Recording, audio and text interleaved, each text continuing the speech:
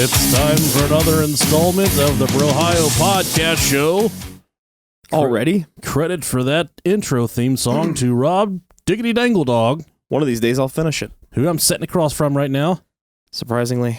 If one of you want to come challenge us for the belt, it's up on the table. It's ready for display. We got a special delivery from WWE.com this past week. Challenge is open. It's the Winged Eagle World Heavyweight Championship. It's up here on display. You can check it out on YouTube. It's right in the middle of the table. We're going to get the tag team ones eventually, too. Yeah, we had to move the sign. It's up there, though. If you're on the YouTubes, you can check it out up there. Can you see it? Yeah, you can see it, can't you? Yeah, you can. I see it. It's all inside. It's all inside. That's why you move the camera a little bit closer. Yeah. Well, I was trying to hide my stomach. Ah, gotcha. We're really happy to have you here with you guys. Or wait a second. We're really happy to have you guys here with us. There you go. It's going to be a fantastic week. We're covering a serial killer by the name of old Jerry Brudos. Jerome Brudos. Such a charmer. The high heel killer, the high heel bandit. What else names does he have? He's fucking wild on it. The panty burglar. He's out of control. Good for him. What is so incredible about this episode? This fell into our lap today. As Nicolicious always does, he starts randomly writing people on Facebook. You're probably on your block list is probably so long from people that don't want any correspondence with you. But Miss Sharon Woods, she wrote us back. She is a survivor from the reign of Brudos. Yeah. She got at all the women that he killed. Sharon Wood, she came face to face with the monster. She's pulling in clutch right at the last second too. Like, hey, yeah, I can do it. She kicked his ass. And I just want to hammer that home. We have the survivor of a serial killer here. She's not physically here. She's in Oregon. Oregon. And we're going to interview her here at the end of the show. So stick around for that. It's going to be wonderful. I'm excited. First off, let's thank our new Patreon pledgers. I'm going to let you start with that one. I'll start it out. All right. This is my favorite anyways. Long Wang Johnson. That's a little redundant, but okay. Thank you, Mr. Long Wang Johnson. Long Wang Johnson. Next, we got Richie. It's Rich, bitch. La. That's a tricky one. Oh, wow. Low Royal. Thank you, Low Royal. Next, we have Tyler McDuffie. I think that's Tyler McDuffie. Yeah. And we got Marco... Gian. When I copy and paste this, it got blurry. Yeah, it's kind of hard to see. Let me see if I can stretch this out a little bit. Sarah Basham. Thank you so much, Sarah Basham. There we go. Johnny Coon. Thank you very much, Mr. Coon. Tony 24313. Tony, thank you so much for your Patreon pledge. Corey, thank you too. Thank you, Corey. Gabriel Fleming. Thank you, Mr. Fleming. Remember we went to school with a kid named Flem? That was his first name? Yep, Flem Messer. Just Flem. I remember he came to our school from Kentucky and used to run out every day like Forrest Gump, like, and he would just book it into the fucking parking lot, take off running. He always reminded me of, he was friends with my wife growing up, but he always reminded me of the kid Stinky off Hey Arnold. They looked a lot alike. But anyways, where are we at? Derek Cameron, thank you very much. Michelle L. Not to be mistaken with Michelle M. This is Michelle L. Michelle L., thank you so much for your Patreon pledge. Louis Rizzo, thank you very much. Andy Moyer. Thank you, Andy. Justin Wright, thank you. And next we have Corey Drake. Thank you, Corey. I want to eat you out, buddy. Julie Reed, thank you. Thank you. I'm not going to say that to you. But and next we have Rachel Lathrop. Rachel, she's an avid butt chugger. Thank you, Rachel, for your Patreon pledge. We love you so much. Nick Ardito, thank you. Heather Hovey. Thank you, Heather Hovey. She's very huggy. You're going to give me another fun last name. And last but not least, Tyler Kresge. Tyler Kresge. Tyler, we want to eat you out too. And if you would like to be featured on the beginning of a Brohio podcast episode, go to patreon.com/Brohio podcast for $1. Just $1. You can have a shout out at the beginning of the episode. How incredible is that? It's great. It is great. I'd pay $1. It's super fantastic. And what else is super fantastic is I have an article for you, Rob Dog. Okay. Detectives are still searching for a suspected flasher described as a fat, naked man with a small penis. Oh, man. Not guilty. Oh, man. The man believed to be aged between 35 and 45 was described as a fat build with testicles that hang noticeably low. He got them toilet water bashers hanging off of him. You know what I'm saying, Rob Dog? After performing a sex act in front of a distressed female student in Windmill Lane, York. North Yorkshire police confirmed on Tuesday that the man is still at large 4 months after the appeal to find the suspect was launched. A force spokesman said on Tuesday, "We can confirm no arrests have yet been made." They said they attempted to locate the man in Hull Road, and the force said at the time police patrols were stepped up in the area following the grim mid-afternoon sex act in November last year. In a statement at the time, officers said the incident occurred at 1:15 p.m. on Sunday, November 18th, as the 20-year-old woman was walking alone on Windmill Lane into the woodland cycle path in the direction of Hull Road. Quote, he then performed the sex act on himself. The man remained in the same location for around 5 minutes before making off. That's not bad. No, not 5 bad minutes? That's good stamina. I feel like he did a good job there. Good for him. The woman quickly walked away and reported the incident to the police, and inquiries are ongoing to locate the man, including a trawl of CCTV covering the area. Quote, police patrols have been stepped up in the area to provide public reassurance while the investigation continues. The suspect is described as white with a very pale complexion, aged between 35 and 45 years, around 5'10" tall with a fat build. He has very little chest or pubic hair, no obvious tattoos or scars, and he has what was described as a small penis with testicles that hang noticeably low. What do you think of that, Rob Dog? Good for him, I guess. It could have been you. It could have been me. It could have been a lot of Brohio listeners. I know that. If you were the Yorkshire Flasher here, write us an email, brohiopodcast@gmail.com. Let us know if it was you. We spoke briefly about. Sorry, I gotta move all my shit around. I mean, at least he got blessed with low-hanging nuts. Yeah. He got disgraced with a small wiener, but at least he can deal with that. Well, we talked about that in the one episode. We said he can just swing his balls around. There's people that have their balls that dip into the toilet water. Right. That's frightening, you know? That's dangerous. I think that's bad for your health. I feel like it takes so much time to shave that. Can you imagine? The report said he had no chest hair, no fucking pubic hair. Yeah. Well, I thought not a wrinkle on that sack. I thought all European people had small penises. So what is to say? Who's to say that this wasn't? He just wasn't like every other guy in Europe. You feel me? I feel you. If you're from Great Britain and you have a small penis, write us an email, brohiopodcast@gmail.com. Let us know, what you're working with, how miserable it is. I think there's that one guy. He always sends us his dick on Snapchat. You kind of man the Snapchat, so maybe, are you guys friends? Like, you talk to him a lot? I don't know. I don't know who that is. I thought he might be Australian. Maybe. Them fuckers got huge dicks over there. And they're fucking fighting dingoes and shit every day. God bless America, Making out with drop bears. We do have some live shows coming up. We also have the Dayton Podfest. It's going to be... Oh, man, it's going to be fun. March 30th. It's going to be a workshop. If you find yourself in the Dayton area... Brightside. You want to learn the ins and outs of podcasting, see a live show with us in it. Just hang out. A live set. Tickets are $10. It's an all-day thing. It's going to be a good time. Get on Facebook, get a Dayton Podfest. Our buddy Izzy Rock, he's going to be running the show from Gym City Podcast. He's a podcasting pioneer. He's a legend. Here in the Dayton area. Yeah, we'll be there. Murder and Such will be there. I think Matt and Turtle from Conspiracy Theory Thursdays will be there. And Gym City Podcast. Gym City Podcast. It's going to be a good time. Lots of stuff to learn, so go check it out. All of our friends. All of our friends. We don't have a lot of them. Yeah, we're just going to get... Who knows? Maybe we may be the... Sitting with our long balls and small wieners hanging out at that... We got some fucking enemies, I'll tell you that.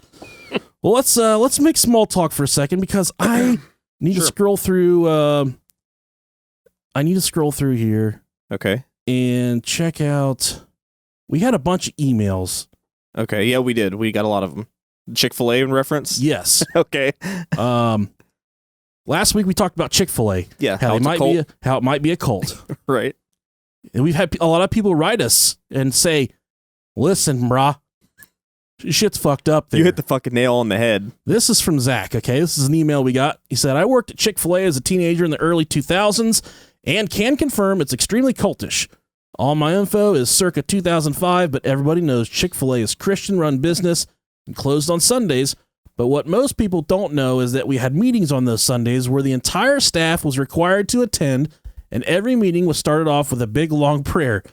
You didn't necessarily have to participate, but if any of the managers saw you were not participating, they would make your life a living hell the following week. At the time I worked there, my boss told me every single franchise in the country was Christian-owned except 2 who were both owned by the same Muslim owner, and a Chick-fil-A franchise cannot just be bought, they have to be offered to you by corporate, at which point you decide if you want to fork over the money for one. So they're extremely choosy about who they let run the restaurants and how they run them. I also noticed there are 2 kinds of employees at Chick-fil-A. The devout and the couldn't care less, I just need a fucking job. Just like typical teenager. Everyone that listens to this show. Yeah, right. And they love trying to convert those types. I was one of those types, and it never stopped. I can't say all bad things, though. The owner used to do nice things for the staff, like take us all to the Pirate games or Kennywood Amusement Park. Yeah, we're in Pittsburgh. Deal with it. Well. Yeah, sorry. Let's throw this email out the window. But that could have just been elaborate recruitment tactics. But in conclusion, I'd say 98% probably they're a fucking cult. Yeah, that seems to be the general consensus from what we've gathered from. And that was one of quite a few emails we got. Yeah. People say there's this mandatory prayer thing on Sundays. Chick-fil-A might be closed on Sundays. Fuck, if you're making them get together and pray, make them go in there and make me a fucking chicken sandwich. Take your ass in there, bust open some Polynesian, some Chick-fil-A sauce, God, start dunking some nugs. That stuff is the truth. It is the truth. I just had it for dinner tonight. I need to figure something out. But they said that they do these meetings every Sunday, and it's been my plan all along, okay? I'm gonna spread this to the world. Okay. I'm gonna frequent Chick-fil-A throughout the week. I've told you this before, right? Yeah. I'm going to buy up all the Chick-fil-A during the week. I'm going to freeze it as I get it. And Sundays, I'm going to open up a food truck in their parking lot. Reheat the stuff up, drop it back in the fryer again. Sell it out of the food truck for, make a couple dollars here and there. Genius. It is.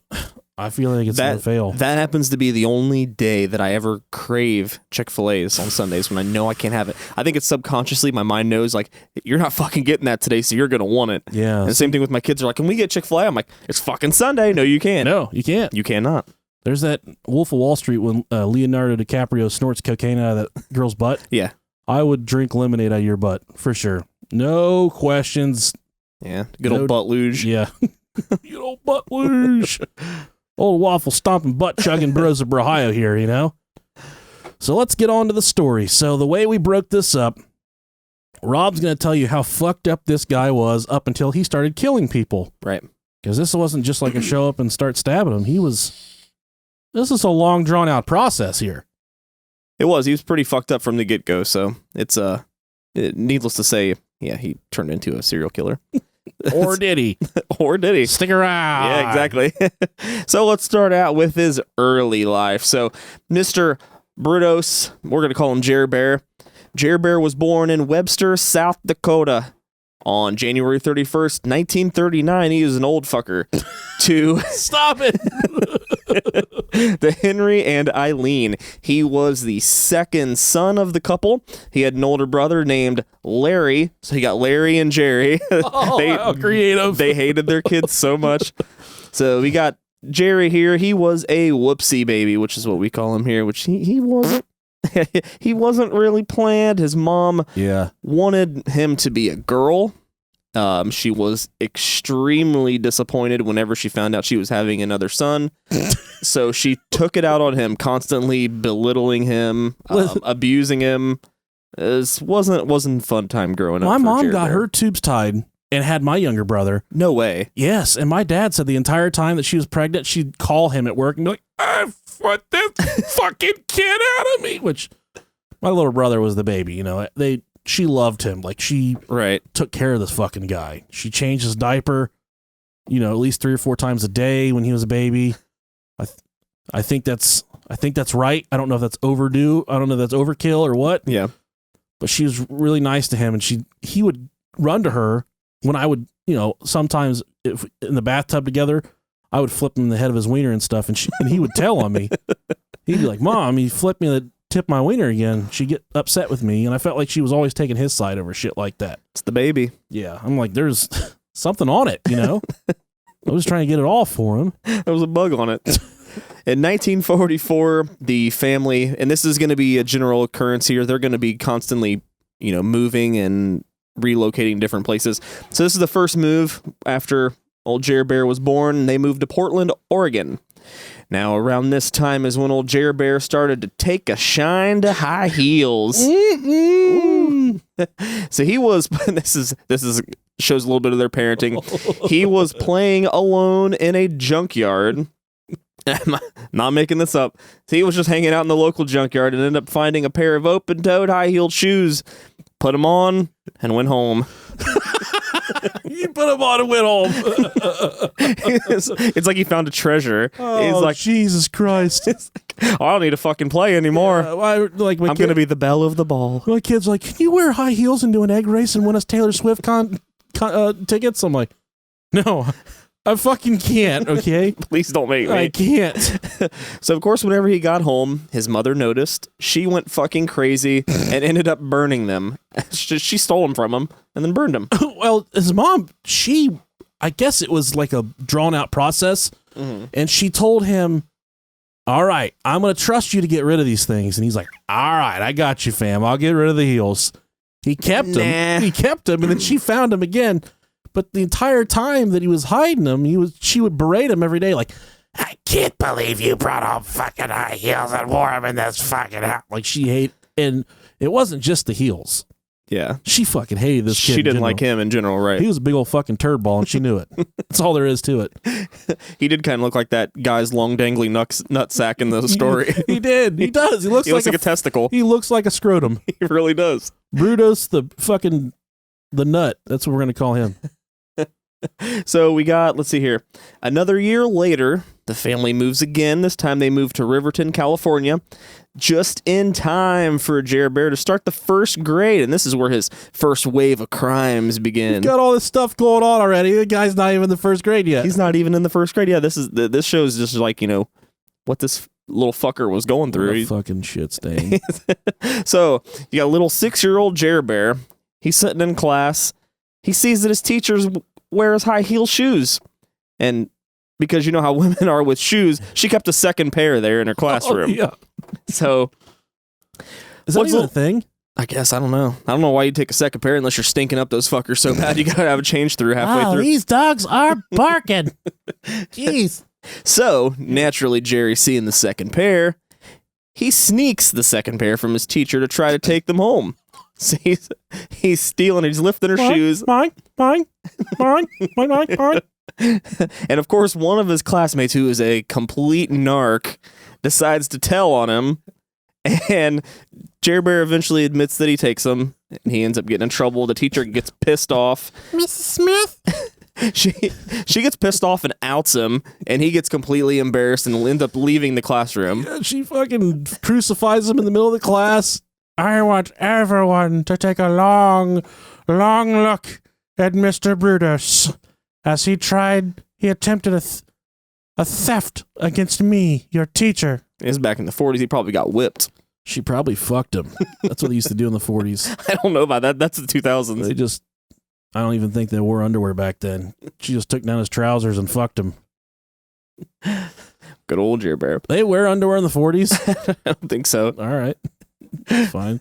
All right, so going on to his next year, Jerry ends up failing his second grade class. He's probably too busy wondering what the fuck happened to those shoes he tried to steal. But throughout his school year, he has a pretty rough year. He's diagnosed with measles, sore throats, constant sore throats, swollen glands, laryngitis. Jesus. He ends up requiring several operations to combat fungal infections, probably because he's sitting there sucking on shoes all day. Oh, God. And my favorite flavor crayon is potato. Now, between the ages of 8 and 12, the family moves 2 more times. They moved once to Grants Pass, Oregon, and another time to Wallace Pond, Oregon. They like Oregon. They're bouncing around there. Yeah, what a wonderful place. Now, while at Grants Pass, Jer's fingers get a little stickier. Ew. There was neighbors in the area. They had teenage neighbors.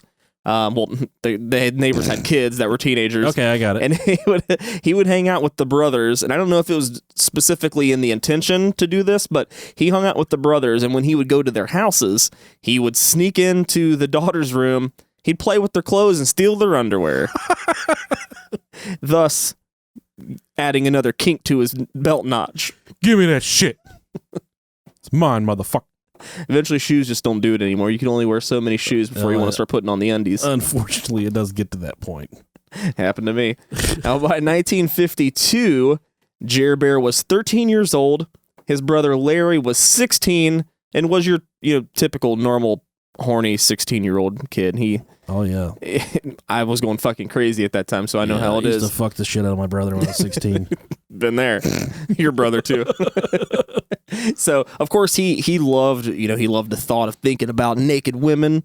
Yeah, naked women. Yeah. Brohio podcast. Hashtag naked women. Now when I say he, I'm talking about Larry, the older brother. Not Jerry. He was so into thinking about naked women that he would constantly draw them. All right. He would draw naked women, draw me like one of your French girls. And he hid them in a box. And he put them in a box, locked it, and hid the box away in fear that his mom would find out and beat the ever-loving shit out of him. Because, like I said, his mom was a psychopath.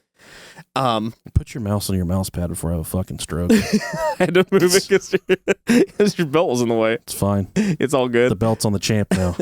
So Jer Bear, being the ever vigilant person that he is, he saw the box, picked the lock, and found the drawings. What a dickhead. He is. I told you not to bother me when I'm cleaning my room. In the process of finding these drawings, he was caught by his mother, and he did the noble thing and actually took the blame. Oh, what a for him. Champ, man. He is not a snitch. My brother would be like, no. No. These are Nick's. Yeah. I was giving them to you. He beats his meat to this shit all night. His cum sock's right over there. Now, by the time that Jer Bear was 16, his puberty was fucking raging. His mom would make him clean his cum-stained sheets by hand. Oh, no. See what you've done.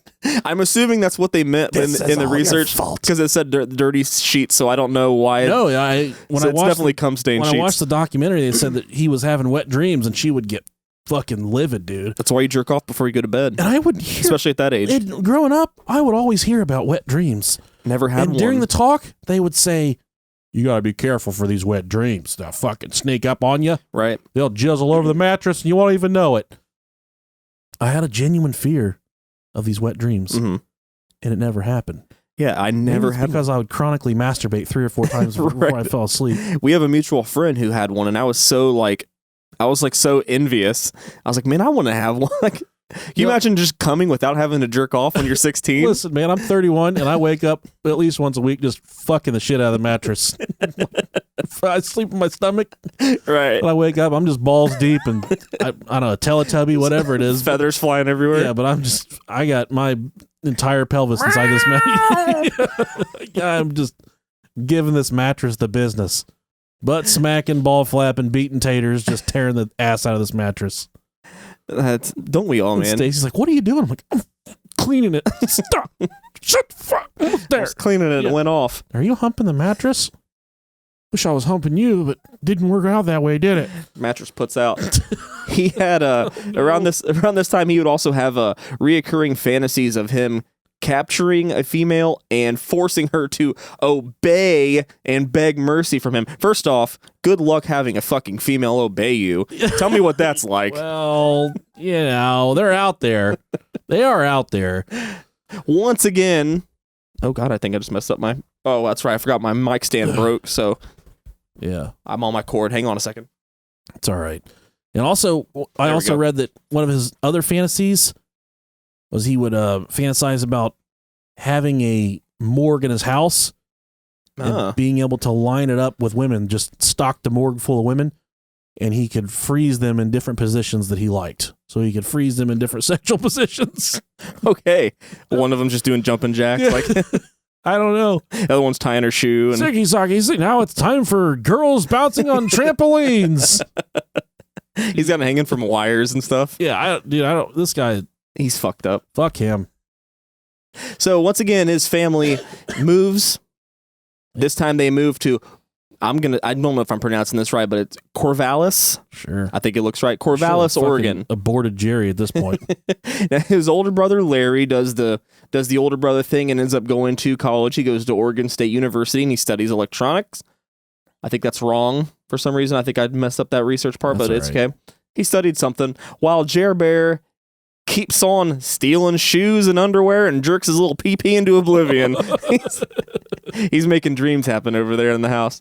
So around this time, Jerry finds a girl who was right around 18, and in typical fashion, he steals her underwear, but this time he wants to go a little bit further. Oh no. He wants to, I think you told me this story. He wants to get naked pictures of this girl. So, because just cranking one out with her undies shoved in your nostrils will only get you so far after so long.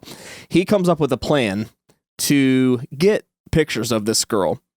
So what he does is that after her underwear is gone and she knows her underwear is gone, he tells her that, you know what, I'm going to do the Good Samaritan thing and I'm going to help you find these missing underwear. Listen, baby. Listen, baby. This doesn't have to be like this. I can help you get these panties back. They're going to be real nice and clean. I have to say underwear because I cannot say the P word. I hate that. Panties? Oh, God, I hate it so much. Oh, God. I get so fucking hot and moist when I think about sticking dirty panties in my mouth. I don't know why that word just rubs me wrong. I like for a cram her finger up my ass so hard that I start to scream. And then right when I start to scream, I like her to just cram a dirty pair of panties in my mouth so I can grind the panties between my teeth. So gross. The thing is, it's not that far out of the ordinary for this guy.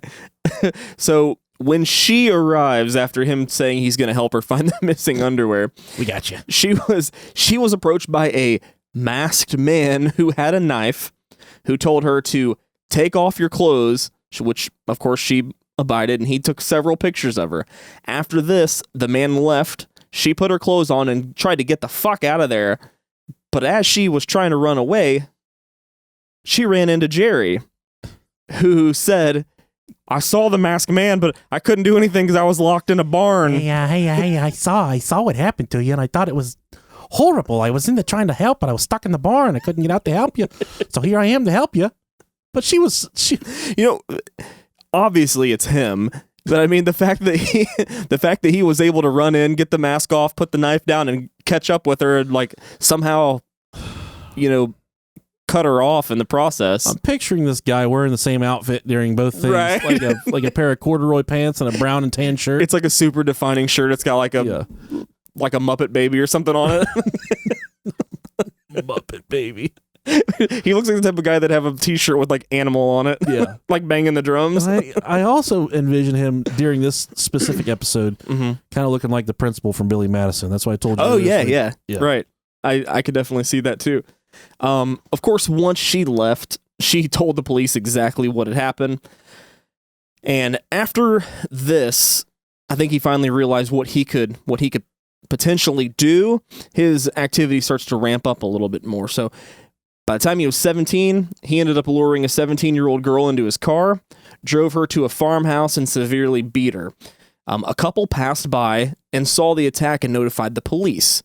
He told the couple, that wasn't me that was doing that. I stopped because I saw it happen, and I was trying to help. I was over there in the barn. I was hiding in the barn. You guys think that was me? That's flipping gross, dude. I would never. And of course, the couple didn't believe him. The police ended up showing up. The Oregon State Police. They were involved. They got involved, and they ended up getting a confession out of him. They ended up searching Jerry Bear's house and car and found women's underwear, pictures, and like photography equipment, and ended up arresting him for assault and battery. He was then sent to Oregon State Hospital to be evaluated and treated. And they said he had, they gave him a rough diagnosis of, and this is really weird, adjustment reaction of adolescence with sexual deviation and fetishism. God, give me that. Right. That sounds kind of too clinical. Sounds disgusting. Right. He was, during this time, allowed to attend high school during the day and was diagnosed as borderline schizophrenic and remained there for 8 to 9 months before being discharged and deemed to not be a danger to society. Oh, he's fine. Oh, God. Yeah. They done fucked that up. You done fucked up, Aaron. Right. Now, he graduated high school at 18 with a pretty low GPA and, of course, tried his hand at college, but he eventually gave that shit up. Tried his hand. I get it. Hey, giggity. At 20, he joined the U.S. Army. Oh, you all right there? Yeah, I'm fine. No, I'm not fine, but I'm fine, I guess. Okay. At 20, he joined the U.S. Army, where he was stationed at Fort Ord in California. He began having dreams about a Korean girl who would seduce him. Yeah, haven't we all? He told the shrink in the army, he's like, I just have these reoccurring fantasies. She just walks in here and lays down with me and we get it on. I think at this point he was still a virgin. Yeah, I would assume. He had not put his penis in a vagina at this point. And he was just, the army was convinced that he was so fucking crazy over these Korean women that they weren't going to be able to get him to do anything. Makes sense. Fucking big looking testicle. Big testicle looking motherfucker. Okay. Let me see here. Where am I at? Oh yeah, there we go. So after he was speaking of this Korean woman in his dreams, they decided to send him to the army chaplain, who then referred him, because they don't want anything to fucking do with him. He said, God damn. They referred him to the army psychiatrist, who ended up discharging him due to his bizarre obsessions. Private Brudos, you're going home today. Let's face it, we all love Asians, but you love them a little too much. You're no longer in the U.S. Army. Thank you for your service. Can you imagine that, just from like having like these fantasies and stuff, and they're like, you're too fucked up. Yeah. We don't want you having a fantasy while you're in the middle of killing someone. Like 98% of guys in the military have this, like, think about the same thing. Yeah. I mean, I would. It's a sausage fest. I mean, yeah. If I wasn't a married man, I would. That's what I would think about. But there you go. After his discharge, no pun intended, he moved back to Corvallis to live with his parents, but had to move into the shed. They made him fucking live in the shed. So one night he goes out. He ends up running some errands, and he sees a young girl walking home by herself, and decides, hey, I'm Jerry Bear. I'm going to follow her home. This is what I do. He followed her home. He choked her unconscious, stole her shoes, then took them home and slept with them. So can you just imagine this big fucking nasty Shrek looking guy just cuddled up, sleeping next to a pair of shoes that he just stole off of someone after he attacked her? Here's the thing. Okay. He was going through a very traumatic... No, don't even go there. That age, okay, it's a strange age when you're starting to learn stuff about yourself. Right. Starting to learn weird things about what you like and what you don't like. And you and I grew up in a time where there was American Beauty, American Pie. American Pie, yeah. Euro Trip. All those trashy. Super Troopers. A different turning. It's like a turning of the guard type thing, okay? Yeah. And when I was like, 11, 12 years old, right about puberty, I wasn't surely, you don't really know what you like yet. You just know you like playing with your wiener. I was house sitting for some family members, not family members, but they were like close friends of the family. Mm-hmm. They were younger. They were in their early 20s. Okay. Mid 20s. Right. And the wife was just, she was beautiful. Okay. Smoking fucking hot. And I would ride my bike over there, let the dogs out, check on everything, come home, and then they would pay me after the trip. And I wasn't a weird fucking kid. I liked wrestling, touching myself. Wasn't like a peeping Tom or it's nothing fucking weird, Right. But in these movies, I would see like these sex movies. People, these guys, creepy guys would sniff panties. They'd be like, oh, yeah. I'm like, man, what's that about? So then I'm house sitting and the dog runs in the bedroom and I go in and there's just fucking dirty clothes everywhere. Yeah. And then naturally. I see a pair of her panties by the door. And I'm gonna give it a fucking go. I walk away. I'm like, no, fuck. I stop. I turn around. I'm like, is that me? Is this what I'm about? Is this? Am I really gonna do this? Why do these guys find so much enjoyment out of this stuff? So then I double back. I pick them up. And I Bill Nye these motherfuckers. I hold them at like arm's length, okay? And I waft them, just like I learned science class. I didn't stick them up my nose like the guys in the movies. You didn't take a hit out of it. I hold them way back. Give them a little, and I give them and I'm like, fuck, God. It smelled like this bitch is in a fucking chili dog eating contest. These things smell like the inside of a fake leg. It was the fucking nastiest thing I've ever smelled my entire life. Okay, and I'm like, I throw them down, and I'm like, no, these things need flush. She shit herself. We gotta get rid of these. She shit herself, and then I'm thinking, man, I don't like that at all. I don't ever want to do that again. You learn quick. You learn about that life. So then God's like, I got you. I grew up. I got 3 daughters, a wife. Yeah. There's dirty panties everywhere. Yeah. So if I'm like, hey, are these dirty or clean? They're like, well, you don't know. I just fucking throw them away. I don't even fucking ask. I just throw them away. That's what I would do. I don't have daughters, but I mean the same thing with the boys. If I ever see underwear laying around, I'm like, yep, if they're laying around, they're dirty. It smelled like a laundry bag full of fucking toenails, dude. God damn it. Nastiest shit that I've ever fucking dealt with in my entire life. And I don't ever want it to happen to me ever again. I could definitely understand why. And I've been pretty normal ever since. That was my walk on the wild side. That was your wake-up call. Yeah, I'm like, I can't do this, God. That completely destroyed that kink for you. I'm not built for this. It's not me, man. I'm reading online. You can buy dirty panties online. Yeah, that's a big thing in Japan. There's a huge market for it. Could you imagine? There's vending machines in Japan. Could you imagine slipping, hitting the wrong button, and get a pair of my underwear? Oh, God. Yeah. Oh, yeah. Big girl. Big girl, eat a lot of red meat. We don't eat red meat in China.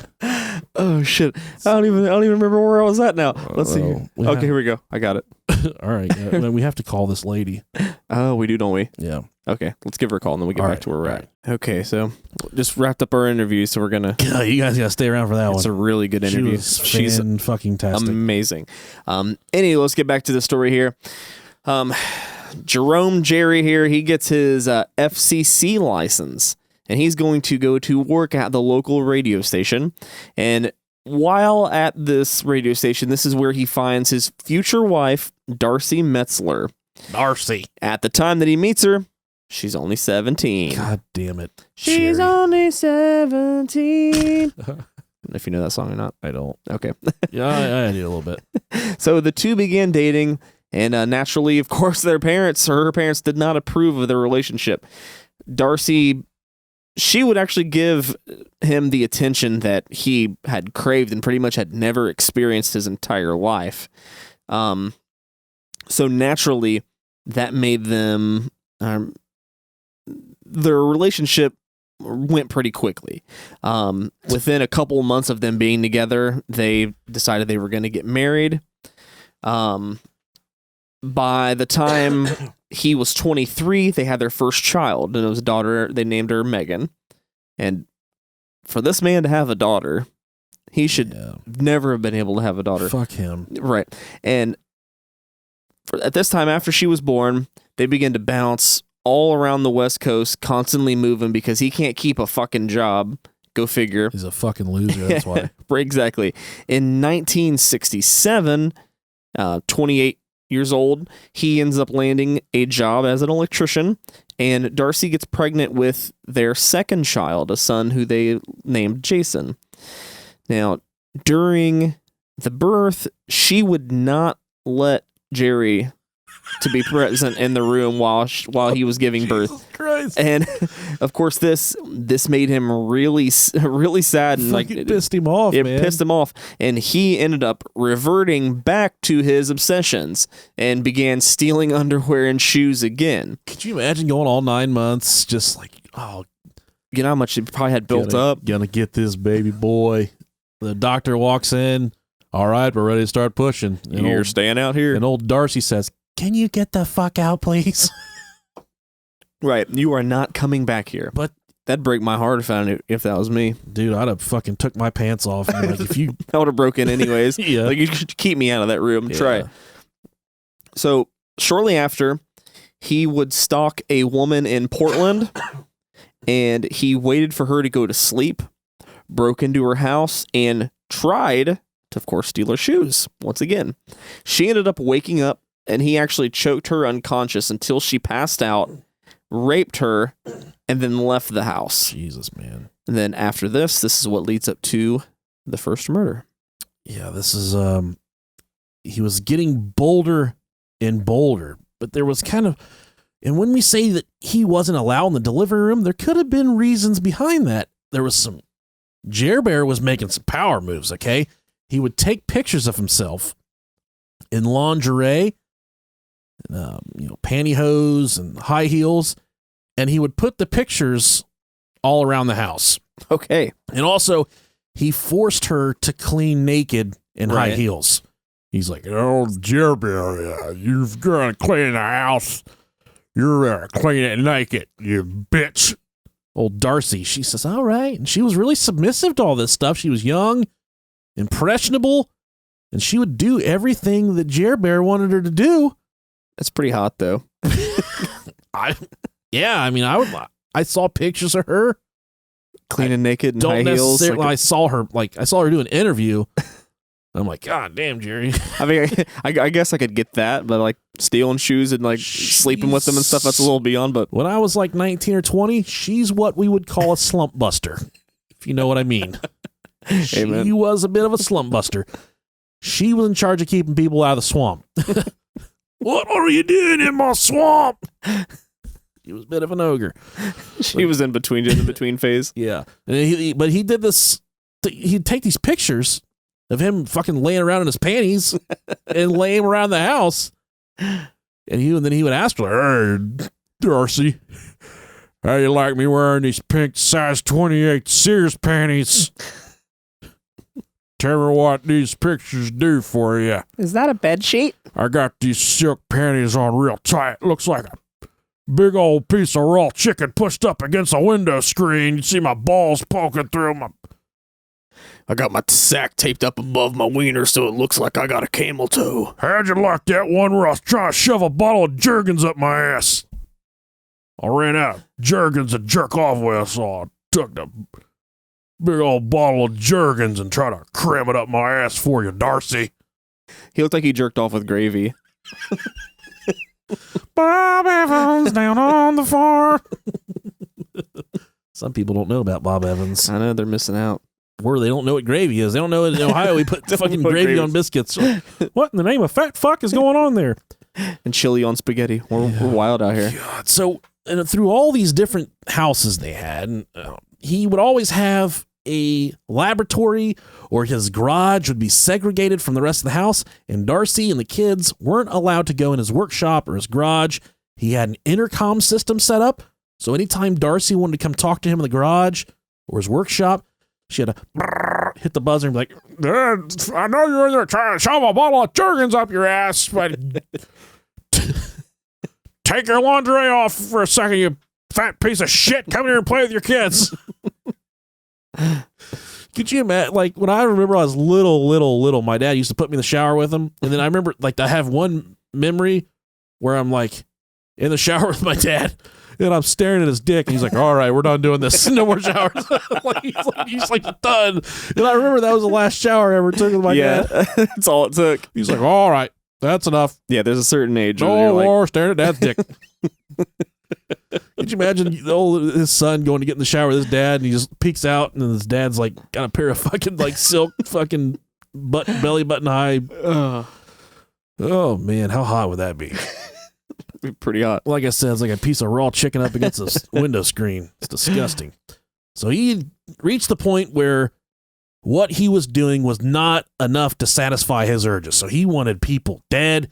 He had certain fantasies, and the only way he was going to be able to fulfill those fantasies is to have complete control over these women and complete control over the situations they're in. His first victim was Linda Slauson. Everything had come unraveled on January 26th of 1968. On this day, a 19-year-old door-to-door encyclopedia sales lady named Linda Slauson Times were tough back then. knocked on the front door of the Brudos estate. And she said, I'm here to sell you some Encyclopedia Britannicas. Because that was a job back then. They didn't have Wikipedia. No kids. They didn't have Google. They had fucking encyclopedias. Isn't that weird? And like, it was like a big deal to have like the whole set. It was. I'm like, Dad, I want things. Like, that's $1,000. You don't need that fucking shit. And I remember at the back of the high school library, there was a Encyclopedia Britannica, page 796. You could turn to it. It was Woodstock. The picture for Woodstock was two topless chicks with their tits hanging out. And I remember we used to go to the library. I love that you remember all this. We used to go to the library. I'd be like, fucking, hey, dudes, come over here, check this out. You guys want to see some titties? This fucker were thick as cinder blocks, too. They were, too. And I show them the titties. These fucking chicks, their pubes are hanging out on the top of their jeans, but they're sitting there on these guys' shoulders in all their glory. It was a wonderful year. Tits hanging out. And Woodstock was the best 6 years of my life, high school. Now, she was going door to door in the southwest Portland area that day. Old Jer Bear, he answered the door, and I don't know what the catalyst was for what he would do next, but he committed an act that would change the lives of many. He invited Linda Slauson down to the workshop, and the workshop was below the garage. The garage was 2 stories. High fucking roller right there, isn't he? Why don't you come in here? We're going to see how many of these encyclopedias we can stuff up my ass. Dude, and the fucking thing here, being a father of 3 beautiful little girls, you got to teach them about shit like this. Don't put yourself in situations when some creepy fat fuck says, hey, he's shaped like a potato. Says, I was going to say when some human potato come downstairs and check out my laboratory. I got a bottle of Jergens and I got my pantyhose so far up my ass right now, I fucking pull them out. Look like a fudge-striped fucking cookie. Come on down here, check it out. I don't get many shit stains, but I got some today, so don't judge me. Could you imagine living your entire life? That's how I've had to live my life. Like when I'm about to get naked with a woman for the first time, like, listen, I know things are hot and heavy right now. My wife she took to it the best, but I'd say, I've got a lot of shit stains in my underwear. Please don't judge me. Like when I get naked, it's going to smell really bad. And they're like, it's fine. It's fine. They're unconscious. I'm fucking sitting there with a flaccid dick. That's why I love Stacy so much. She just fucking takes it. Now, Linda Slauson, she goes down to the workshop because he has expressed extreme interest in the encyclopedias. He said, I want some of these books you got here. She said, all right, let's sell them. And for a starving, 19-year-old, making one of those sales, that would probably feed her for the week, I would say. Definitely. That's a big payday. So she went downstairs. Once he got her down to the laboratory, he struck her across the back of the skull with a 2x4. After he struck her with the board, he proceeded to strangle her to death. I think he used his MO was like a leather strap, but I'm not sure what he used in this instance. But the dirty deeds certainly didn't stop after she'd passed away.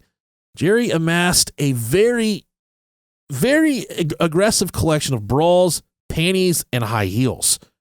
Much of those that he would sport around the house, that he would wear. He would go to work with stockings underneath his fucking work pants and like panties. God, on. Man, he's taking this to extremes. Oh, Jesus Christ. Imagine one of his electrician buddies seeing those. And ever since I've been reading about him, I go to the... Nice legs, Jer. I follow guys to the bathroom, and I get in the stall right next to him. I just wait for them to pull their dick out to see if they're wearing stockings or panties or anything, see what kind of underwear they're wearing. And they're like, hey, man, you're gay. I'm like, I'm just trying to see what you got going on. I don't fucking care about your wiener. I just want to see what kind of undergarments you're wearing. Just sightseeing, buddy. Yes. Meanwhile, I'm standing there with my pants and my underwear completely around my ankles, pissing like a 4-year-old. Gravy around your dick. Yeah. Come and get it. Now, this is where it takes a turn for the worse. At one point, he hacked off one of her feet and he kept it in the freezer. Whenever he felt like it, he would put a different high heel on the foot that he'd cut off of her body. Jesus Christ, man. He would put these heels on her, and then he would take pictures like a photographer. Like he genuinely thought that he was a fucking artist. He thought his photography skills. We've all got those people in our life that like pop up on Facebook like, ooh, family Thanksgiving shoots, $40. And you're like, did you take that picture with a fucking Nokia? Right. You playing Snake when you took that picture? Was that with the razor? Just because you have a camera doesn't make you a photographer. Amen. Just like having a microphone doesn't make you podcasters. Right. Yet here we are, right? Motherfucker thinks he's Banksy over here. Jesus Christ. Now, after he was done, he faked a flat tire over the Willamette River on the bridge and discarded her body off the bridge with, I believe, he would tie motors to the bodies that he would discard. Either motors, or you have like transmissions or pieces of railroad. And he would tie them to the body, and then he would throw them off the bridge into the river. Next is Jan Whitney. So the first attack took place on January of 1968. The next attack didn't happen until November. I'm sorry, there was an attack in July of 1968. Her name was Stephanie Vico. Not much we were able to get about that case because she was found deceased after all of the convictions and whatnot. Next would be Jan Whitney in November of 1968. She was a 23-year-old college student, and she was heading home from the University of Oregon to see her family for Thanksgiving when she suffered a flat tire. By some kind of terrible chance, her struggles were witnessed by old Jer Bear. Jerry, being the kind, caring soul that he was, stopped and offered a ride to Jan Whitney. He told her he would take her back to his house so she could use his telephone. If you're listening right now and you get that same offer from someone, say, no, just take me to the fucking gas station. How about that? Let's not go back to your house. Don't trust anyone with a landline. It was such a different time back then, though. Right. It was different, man. So he put a leather strap around her neck once he got her in the car. He strangled her and killed her in the vehicle. Post-mortem, he had sex with her. Oh, gosh. Several times. He took the body back to his house in the shop, and he hung the body up inside of his shop. During this time, he would often dress her up in different outfits and continued to have sex with her the days following her murder. I don't know at what point the body starts to get, a little rancid. Ooh. But this did not stop Jerry.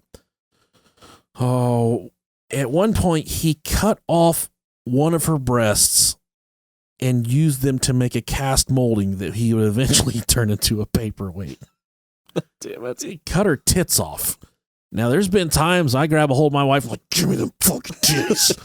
But I don't want to I don't want to cut her titties off, right? I just want to suck on them for like 4 or 5 minutes until I can fucking reach climax. Like, you definitely don't want to use them to hold fucking papers on your desk in place. Yeah, they're big enough. We just plop that down right there and keep that stack of papers in place. You know what, this titty looks like it'd make a good doorstop. Jesus, we use my wife's boob for something bigger than that. That'd be so much fun. And he used paper towels or tissues of some type to stuff the holes that he'd made in her chest. He tied her to a railroad piece and threw her off the Willamette, the bridge in the same river as well. He also, during this, when he threw her body off, he threw away Slauson's foot that he'd cut off from the first murder as it was starting to rot. Well, it's no good at that point. He was keeping it in the freezer.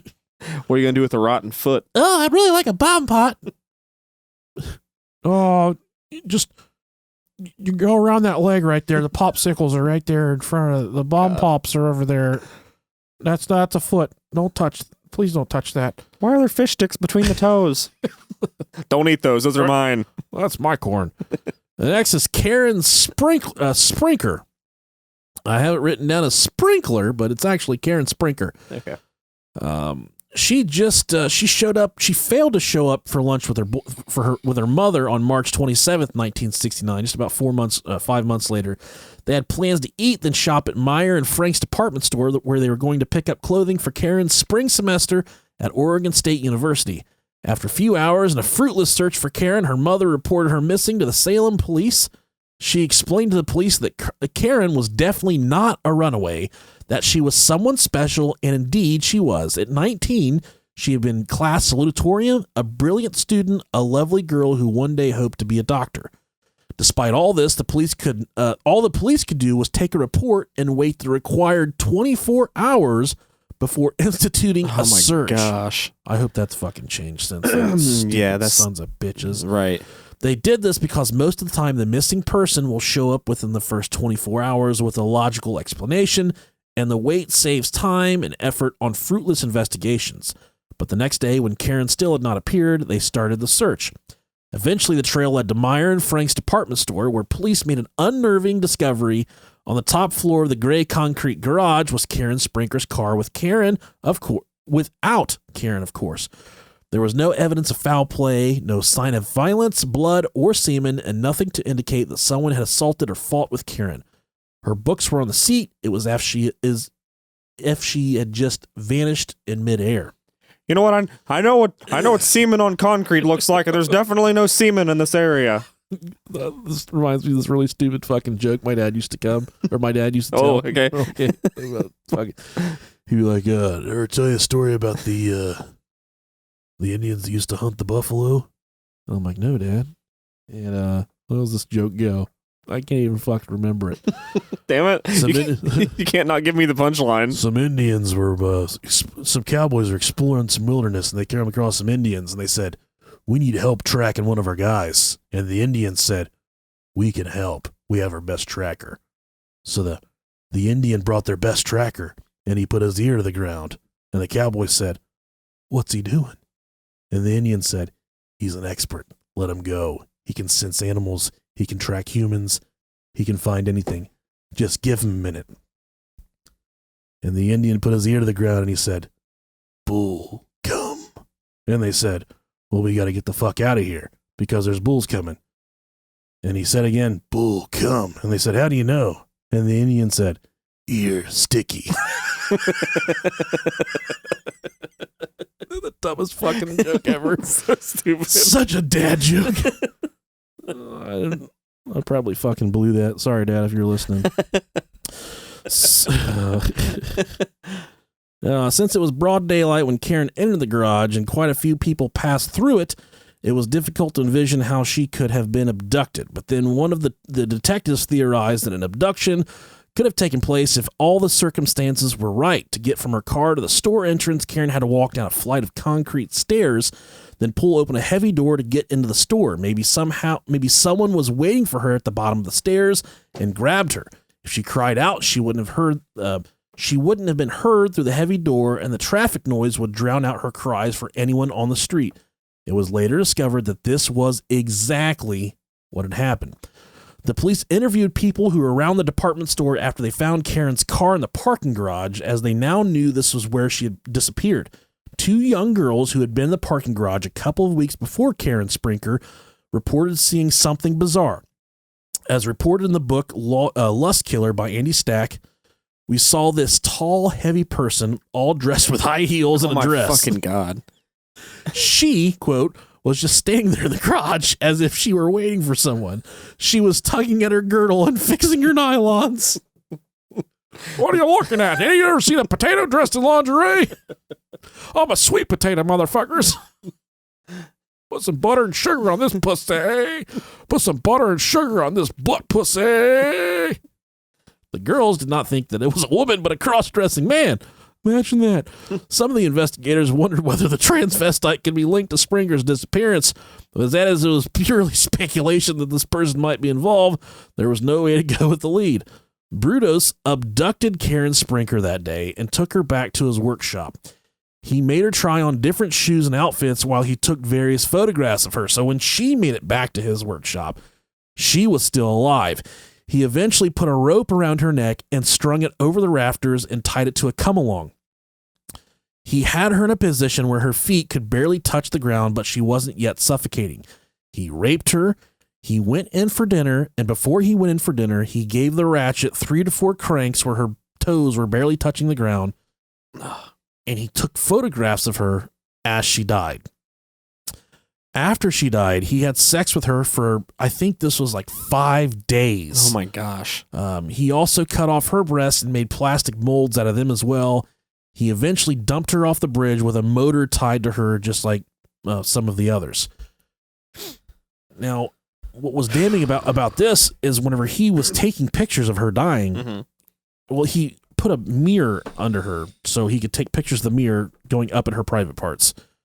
And when he took the picture of the fucking mirror, he had his whole entire fucking mug in the mirror. So when police found that was very damning as far as getting him. Yeah, you're pretty much right there. Yeah. There's no doubt. And I think this is the point in the story where the 5 days that he was away from the body, she's just hung up in the garage. He took the family away to get them away from the house for something. And while they're away, a fucking car hit the garage and knocked it open. And the police came, and they didn't really look in the garage at all.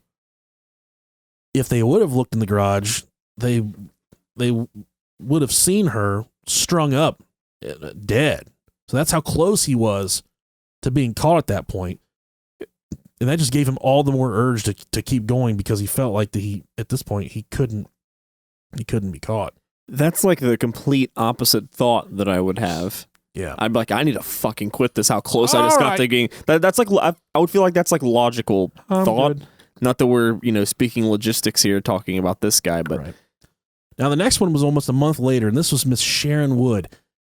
The cool thing about Sharon Wood is we talked to Sharon Wood at the end of the episode. So she was one of the fucking survivors of the story. Someone that, when he encountered her, he got her at gunpoint. She got away from him. She hurt him.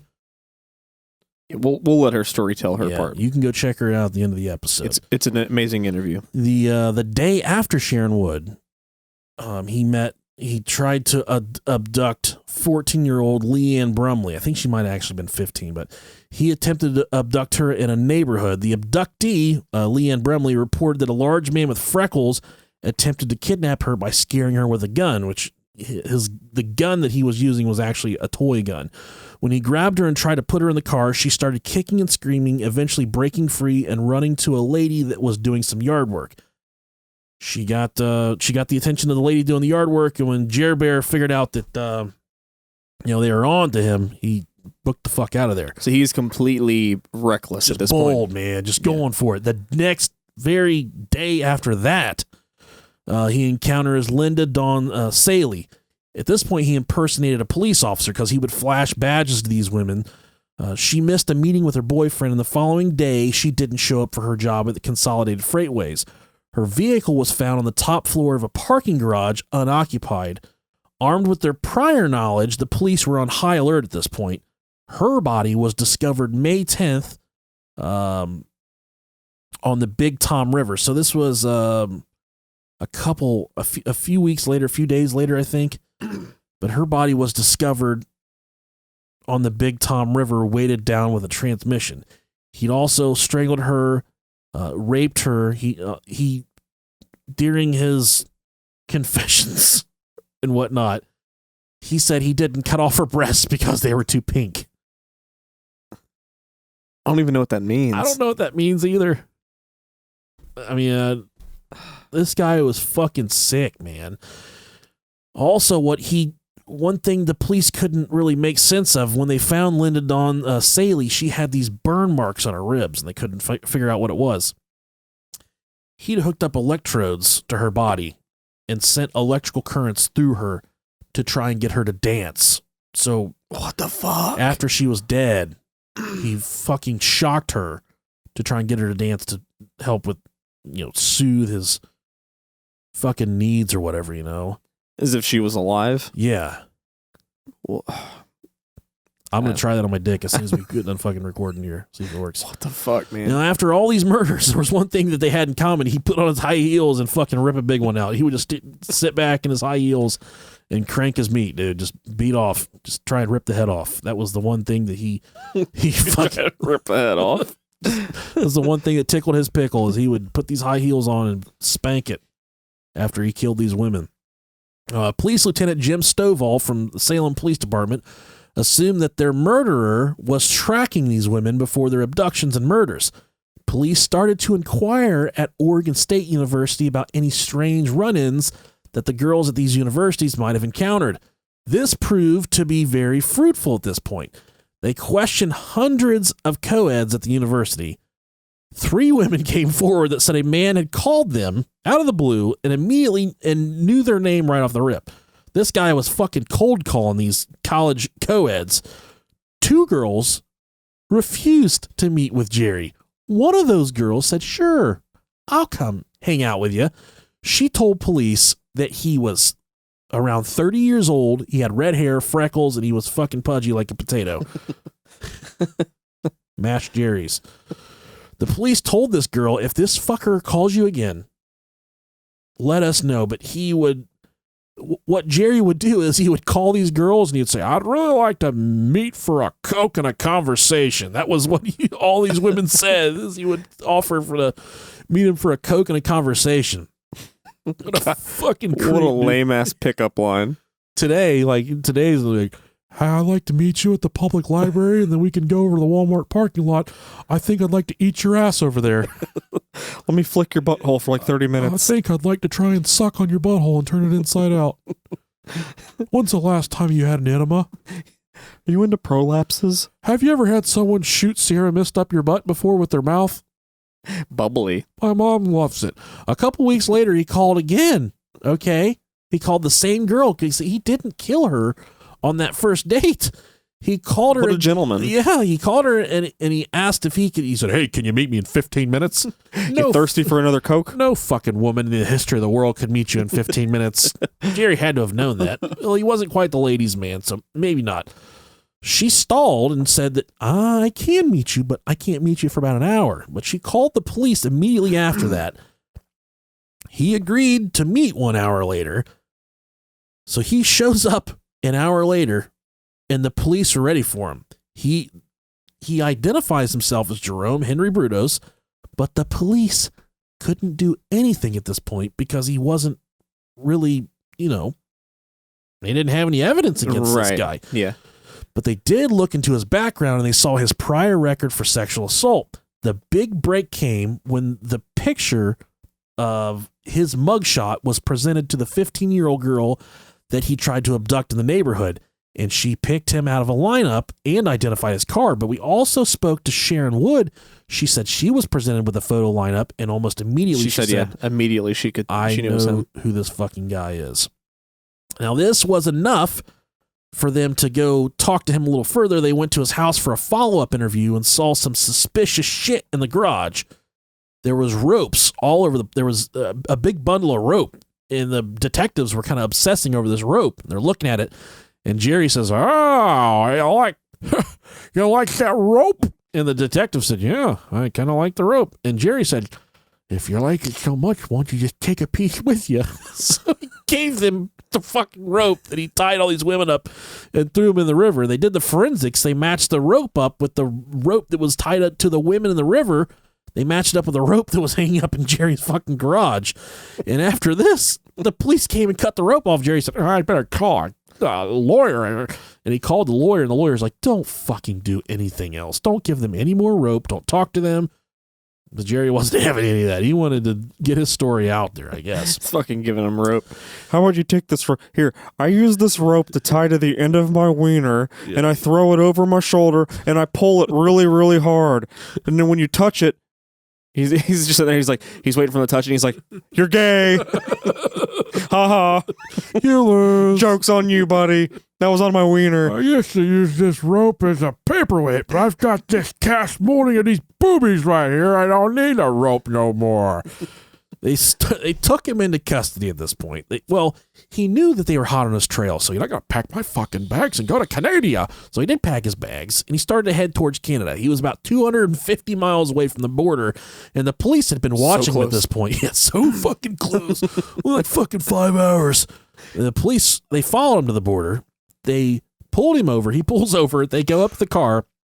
He's not in the driver's seat. They're like, oh, he's fucking gone. Jerry got in the back seat and covered up with a blanket. You're never going to see me back here. I know I'm shaped like a potato, but I fit real nice in these floorboards. I'm so close I can smell the maple syrup. So they pull him over. He's like, oh, he fucking vanished. But no, he was in the cop, the fucking lieutenant. He fucking covered himself up. The cop that pulled him over was doing an interview. He said, I got him out of the car and I patted him down. He was wearing women's lingerie. He was dressed like some kind of goddamn fruitcake. I said, what the fuck are you wearing, boy? Hey, stupid. I can see you in the back. Oh, your nuts look like they're smashed up against your belly button. That doesn't look comfortable at all. Smells like a rotten foot in here. You're just the guy we're looking for. But they started the interrogation process at this point. During the interrogation process, Jerry called home and tried to talk his wife into burning clothing and other evidence that was around the house. And whatever, Darkwing Duck or whatever her fucking name was, like, no, I'm not doing Darcy. that. You can talk me into cleaning naked, but I'm not going to burn these panties for nothing, Jerry. I'm not getting rid of the rope. I'm not getting rid of the booby molding. I'm not getting rid of nothing. He, against the advice of his attorney, he eventually confessed to all of his atrocities and all the crimes he had committed. He was charged with all of the murders and pleaded not guilty by reason of insanity. Jerry was tested by several psychiatrists. He shows his above average IQ and cognition and is deemed not criminally insane. He is diagnosed as antisocial personality manifested by fetishism, transvestism, exhibitionism, voyeurism, and especially sadism. He revoked his plea after he put the plea in for not guilty by reason of insanity. He revoked that plea, and as soon as he revoked that plea, he was found guilty and given 3 life sentences. Good job. Not the death sentence, because we don't do that in Oregon. Yeah, not in Oregon. But to throw a wrench in all this, a few days before his conviction, a neighbor comes forward and says, "Oh, not so fast. I saw Darcy, his wife, help him carry a fucking body into the garage." Ah, fuck. So she, at this point, is implicated. The neighbor saw all of this going down. She was arraigned. Darcy, she was arraigned, charged with aiding and abetting in the first-degree murder of Karen Sprinker. She testified and said she had no involvement at all. She was actually found not guilty on these charges. Now, after all this, she divorced Jerry. Good. Filed a court order to have the kids, like, you can have them, like, not be his dad anymore or some shit like that. But there's a court order the kids weren't allowed to talk to him. Okay, good. Yeah, and she left him. But he had a really hard time in prison. Oh, no, not the potato. There was an incident where he was hit in the head with a bucket of water. Why do they have buckets of water? He was oftentimes beat by other inmates on the reg. Good. And at one point, he had to be seen in the infirmary for severe rectal bleeding. Double good. Triple good. Oh, yeah, come on in. I never fucked a potato before. I've always wanted to fuck a potato. He got to the point where his farts would echo. When he farted, it just sounded like someone dropping a pack of bologna. They just kind of walked out of his ass. Fucking gross. He lodged countless appeals, including one in which he alleged that a photograph taken of him with one of the victim's corpses could not prove his guilt. Oh, yeah. Like, okay. It's like walking down the boardwalk and someone caught a big shark. You want to take your fucking picture with the shark. It doesn't mean you killed the fucking shark. It just means you want to have your picture taken with the shark. I never seen a dead chick before. I'm a fucking human potato. I'll never get to see anything like that ever again. I got dressed up in my lingerie and I took pictures with the dead lady. Did that make me a murderer? No. What a piece of shit. What an absolute piece of trash. Completely. He in 1995, the parole board, after hearing all these countless appeals, told Brudos that he would never, ever get out of prison. They said, fucking quit. You're never getting out of prison. I just still love that he got hit in the head with a bucket of water. You water-headed motherfucker. And I guess he had stacks and stacks and stacks of shoe catalogs inside of a cell. Yeah. And he would write, and Sharon Wood talked about this. She did. He would write all of these department stores and stuff, and he would say, I need your shoe catalog because it is my pornography. And he would tell them straight up, like, this is what I jerk my dick to. And they would send him the shoe catalogs. So easily pleased, man. I used to jerk off to East Bay magazine when I was little. Like, East Bay, damn, yeah. Cleats and tennis shoes. I'm like, I want these fucking Jordans so bad. I'm going to jerk off on it. Just to show the bra section of the Kohl's ads. And I'd be like, Mom, I want Jordans for Christmas. And she'd be like, how bad do you want them? And I would say, bad enough that I just jerked off in this magazine. Look at the editor. Bad enough that I'll clean this right now. I'll lick it off. That reminds me of another fucking weird time in my life. I'm in the, we all went through that time when we try our own cum for the first time. Oh God. I'm just kidding. I made that up. I hope. Yeah. If not, I don't shame you. I'm in the shower. I'm like, I wonder if this tastes like Fruity Pebbles. Get a lick of it. And I start gagging and puking in the shower. My mom walks in. She's like, what's going on in here? I said, I'm fucking puking. Get out. She's like, who's puking? I'm like, it's your grandchildren. She's like, what? No, it's your grandchildren. But on March 28th of 2006, he was the longest incarcerated inmate in the Oregon Department of Corrections of 38 years. Jerry Brudos died from fucking liver cancer, and I hope it hurt. I hope it was miserable. I feel like that's still too good of a death. Yeah, it is, but liver cancer is going to get you. Long and slow, buddy. Just like my fucking wiener. Long and slow? Or short and fast. I think that's the better. Okay, there you go. That's the better descriptor for my penis. Now, we're not going to end the episode right now because we're going to transition into the interview with Sharon Wood. Sharon Stick around, please. is a survivor. She was attacked by Jerry Brudos. You hear a first-hand account of what she went through that night. Someone that was in the grasps, an active abduction of one of the most renowned serial killers of all time, fucked him up, got away, and lived to tell her story. She's courageous. She's brave. She doesn't want to be referred to as a hero, but we do anyways. She's a humble hero. Yes. So go check that out, guys. And as for next week, we haven't got a fucking clue. No, we'll figure that out, and we'll let you guys know whenever we put out the episode. We love you. All right, thanks everybody for joining us for this portion of the episode. We're here with Sharon Wood Wortman. At the time of the incident we're talking about, it was Sharon Wood. But Sharon, thank you so much for joining us. Thank you. Yes, I'm here in Oregon. In Oregon, right? And we talked as soon as we got on the phone with Sharon. We said, you're in Bigfoot country. And she said, I know. But she said she hasn't. You said you haven't had any run-ins with the Bigfoot, so. No. I've run into far scarier things. Bigfoot is just, okay. Yeah, wouldn't bother me. Okay. You just tell a Bigfoot to get off your lawn. Yeah, we do live in the woods, so. Oh, gosh. I love it.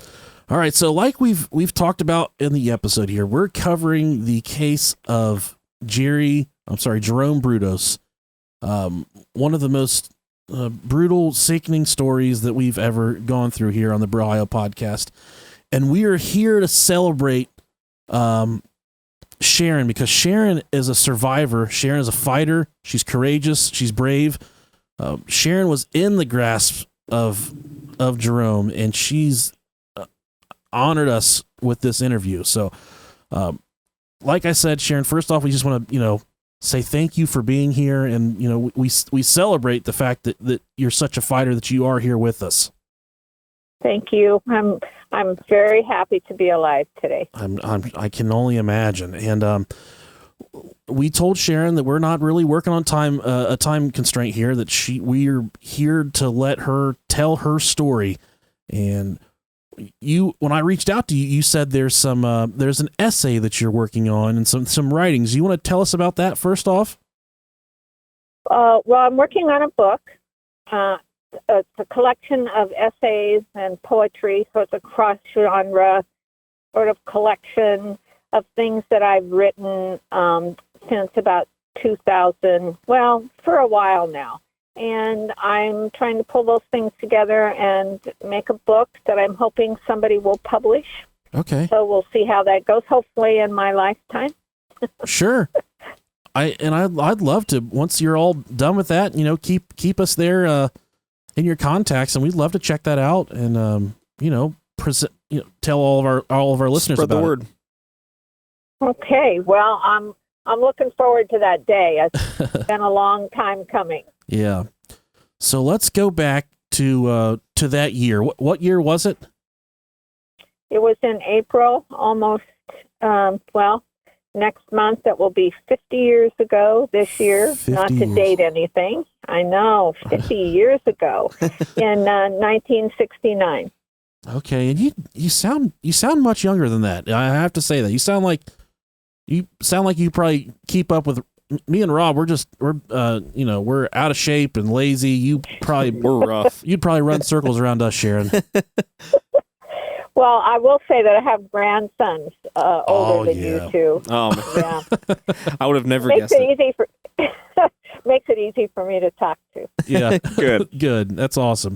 So that day that the first off, Sharon wanted us to make it abundantly clear that we're not trying to fear monger here or try and get you guys to the point where you're scared of going out. She wanted to make it perfectly clear that the probability of you being attacked by a serial killer, you have better odds of hitting the lottery or being struck by lightning or bit by a shark. You should Or running into Bigfoot. Yeah, it's practically. Hey, now. Don't destroy Nick's hopes and dreams. So Sharon wanted to make that abundantly clear. We're not here to scare anyone, but more so we're here to just Enlighten and tell her story. So Yeah, I think every time I tell my story, I learn a little bit more about, what I'm feeling about that. That's the thing I think is, as we grow older, we look back and our feelings about things change. I can And imagine. we have a different awareness, or at least that's been my experience. It took me a while to really sort of come to grips with the big question, of course, was why did I survive? And those other women, at least 4 other women, died, and I wouldn't know until later, how terrible their deaths were. So I've had some time to think about this. yeah, I can imagine the burden and the weight that you've carried on your heart all these years, and I just I can't thank you enough for being here and having the bravery to tell your story. And I hope that even after many years from now, the story of your courage and your strength that'll people will be able to hang their hat on something like that, and we're happy you're telling your story.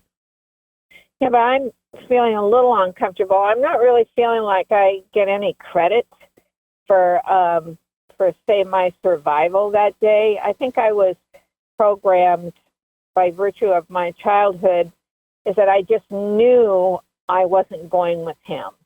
So that wasn't even a choice. I don't really think I had a choice. It was so clear to me that I was not going. And so I'm not feeling like I really get any credit for that. But I appreciate your comments. Yeah. I think, as a woman, and I was a young woman, I was 24 that year and pretty clueless. My life was pretty clueless. Okay. I'd had some experiences in my home that I think probably, I didn't know that at the time, probably set me up to be as ready for him as anything I would ever be in my life. And that would be, I was not going with him, despite his Right. demands otherwise. Right. Oh, wow. Well, let's go back to that day. You were at Portland State University, if I'm correct? Well, it was then just Portland State College. I was the history department secretary, so I had worked for 17 professors, and Okay. it was in the afternoon, and I knew I'd be going home soon. I think I mentioned in a earlier correspondence that actually I had quite the hangover that day. Okay. So you're And, a bit of a partier there. It's college. Yeah, I was a bit of partier. Yes, Okay. well, and I was a mom, and I was separated from my husband, and, it was a real soap opera, and Yeah. I'm ready to go home, and I can't find my keys, so I walked from one side of Southwest Broadway to the other. Broadway's Main Street through Portland. Bright, sunshiny April day. Beautiful a day today as it was then. lots of people on campus, something like 10,000 people. Portland State College, then called University later. And I just remember I was in a hurry and I was distracted, very distracted. And I knew I was going to have to go talk to the husband I was separated from. And, you know, I had my job and I had to pick up my kids and, you know, all the things that go through your mind. And I don't have my keys. And I had dumped my purse out on the desk, my history department desk, no keys. So I thought, maybe I left them in my car. So I had gone down, I think, 4 stories to stand on the street. And it wouldn't be later until I learned that he was, I think the garage was something like 7 stories, and he was up and open. You know, the sides were open, like the parking garage is. And he was watching as I crossed the street. Of course, I had no knowledge of that. And then I walked a half a block and then thought, well, I'm going to go down these stairs, which is the way into the basements of parking garages. And at the time, which is different now because I've gone back to look, there were double doors. So when you walked down the first flight of stairs, heavy doors shut, and then you walked a little bit farther, and then more doors shut. So you were pretty remote once you got into that basement. And Portland's, that garage took up a city block. So on one side, on the Broadway side, if you went in the basement, you were underground. But if you walked to the other side of the block, you know, straight through the garage, then it was open. Okay. So I went down the stairs and then realized, oh, maybe I didn't park in the basement. So I spun around to go back upstairs. And I thought, no, I better look down here while I'm here. But at the same time, I was aware of somebody turning with every turn I made. Oh, right. Wow. Almost and like a shadow, really. Yeah, well, it was just an awareness. Yeah.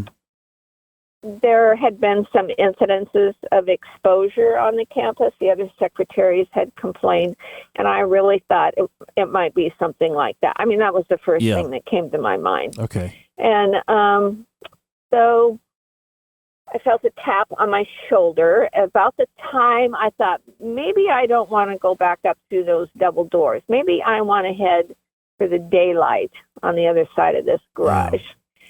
And I started to make my way. Tapped me on the shoulder. And what I remember is turning around to these blue eyes, red hair, short red hair, much, much bigger than me, much than I was. And he said, if you don't scream, I won't shoot you. Wow. And he had a gun. And he had a gun. Wouldn't know until later that it was a plastic gun. It was as real to me. Yeah, absolutely. It was real to me. And again, I learned later that was kind of his MO. Like he had fake badges and things that he would flash at the other women. So he had done this before. I think at this time there were 3 women already dead. And but I didn't know that. In 1969, there wasn't even a term called serial killer. That had yet to be coined. I didn't know who he was. I didn't know what he wanted, but I did know he didn't want to rob me because I didn't have a purse. Okay. So all I can tell you is the next little bit happened very quickly. And I can, even these many years later, I remember thinking, I'm never going to see my children again. I thought, this is it. I'm just not going to see my children again. And backed up. I can't even tell you that was a conscious decision. I just knew I wasn't going anywhere with him. I knew that as sure as I had red hair. Yeah. I just knew I wasn't going. So he grabbed me. And we started going around in circles. And about that time, in whatever our clutches became, his hand got too close to my mouth, and I bit down harder than I have ever bit down on anything in my entire life. Good for you. Yeah. On his thumb. Oh, my. So he became my prisoner. Let's just put it that way. So then I got this thing called fear paralysis. I mean, I learned all these jargony things later. So didn't know then, just that my jaw just froze on his thumb. Like a pit bull. And like a pit bull, that's me. Like a no pun intended, bull. but he bit off a little more than he could chew there. Yeah. Well, and I could even taste his blood. I mean, wow.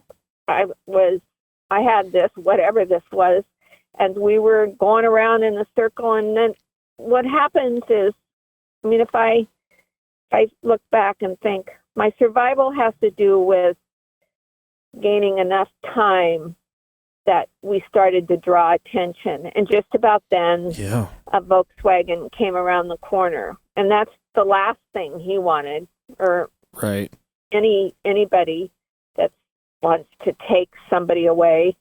And I'm still not letting go. We're still twirling around. My shoes are off. I am feeling a little bit like a rag doll on the end of that thumb. I still can't let go. Yeah. And I had my hair was long, and he just wrapped his hand around my hair, back of my head, and then he beat my head against the floor, oh my gosh. Bam. So I couldn't even tell you how many times. 2 times, 3 times, I don't know. Right. But I saw stars, literally. Was he screaming at all during this when you were No. Nope. Wow. He's being very quiet. Okay. And I had my mouth full, so I wasn't saying much either. Right. And then because he hit my head so hard, my jaw relaxed. Right. And he could get his thumb out, and he ran off, and I was laying there going, what just happened? Yeah. And then he came back because he came back to get that gun, and then he was gone. Wow. Into the shadows of between the cars and the garage, and that was a very short encounter. Yeah. What was your next? Were you just trying to, like, after that tussle, or it was your immediate reaction to go try and hide, or was it to try and, notify someone else, or what was your immediate reaction after that? Well, I was in shock, and I did have quite a bump on my head. So my thinking about the post is not all that clear, but I did make my way back up to my department, and one of the professors came back down with me. We called the police. We waited there for the police to come. They were just Portland beat cops. I'll never forget it. They took my report. Nobody knows who this guy is. Nobody knows anything. Right. And so this is what I would hear a lot of later. One of the policemen said, I think you took a hell of a chance. That guy could have shot you. What? But yet the other policeman said, I think you did the right thing. Yeah. So everybody kind of second guesses women, I think. Yeah. No matter what, whether they're in an abusive marriage and they stay there, or You're right. whatever it is, everybody has an opinion about that. But until you live through something like that, I don't think you really know what you're going to do. Amen, sister. Right. When your like fight or flight instincts kick in, like it's like you do what you do in that period of time, just because you feel like that's what you should be doing. I just think it's just adrenaline fueled instinct, and my instinct was not to go. Yeah. That I just. If I was going, I was going to be dragged off. And when the police came, there was no connection at this point between the girls that were missing and what had happened to you. Well, but they knew that there was somebody taking women from parking structures. I think 2 of them had been taken. Okay. And I didn't really think any more about it. And then 3 days later, or within a couple of days, I had 2 plainclothesmen at my mother's house. I had moved into my mother's house with my older children, and they brought a book of photographs. And what would they call that? What would they call that? Mugshots? A photo lineup? Something like that. Yeah. Yeah. So I picked him out in that. I knew the minute I saw him that was the person. And then he was already under suspicion Yeah. for one of the young women. Yeah, because through my research here, I'm seeing that the time that he attacked you, I mean, he was just, he was that entire week, he was just, I mean, he was unstoppable. He was just out of control. He was unstoppable. And so when they said, you know, this is who he is, he was already under indictment in Marion County, which was south of Portland. It's down, our capital's in Salem, and he lived in Salem. So he traveled to these different places to get his victims. Yeah. And he was already under an indictment and would soon be found guilty. So I think I just was listed as some kind of an aggravated assault. Okay. Yeah. So, but otherwise I would never, I mean, I had no idea he was, and things are so different in 69. They didn't publish details like they do now. Now, you know, it would be pretty gory reading, but there was nothing like that in the newspapers. Just that there was this person, this killer on the loose. Yeah. And like you said, with the way things are today, I think, I know you said how women aren't given a fair shake at things, but I feel like with the progression we've made and the movement now, I feel like you are a hero, and I think you would be much more well received as a hero with the way social media is now and the way news is portrayed today.